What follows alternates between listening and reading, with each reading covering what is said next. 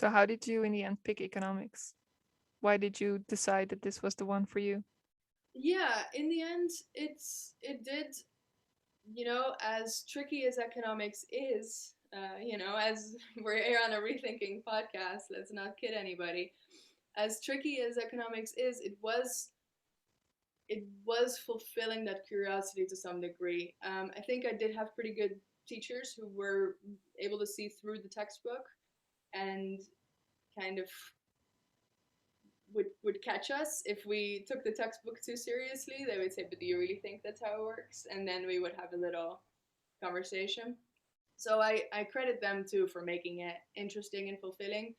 But yeah, I did like economics. It did end up helping me kind of reflect on those questions around economic development that became a focus in my undergraduate years.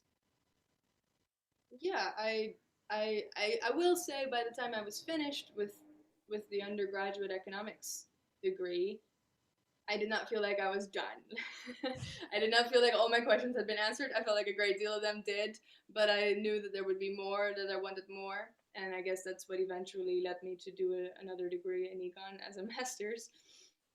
But it might have also had to do with the fact that economics sometimes is more about very specific models and less about real world issues. So how did your teachers do that? How did they stimulate your critical thinking?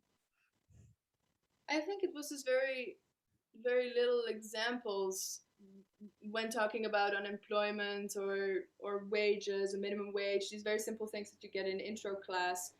They would make it more concrete by talking about, well, what if you actually worked for a bakery and prices went up? Would they actually raise your wage right away, or what would you do? They would make the conversation more around something that you could visualize and what you could kind of enter the discussion, so as to whether that seems plausible.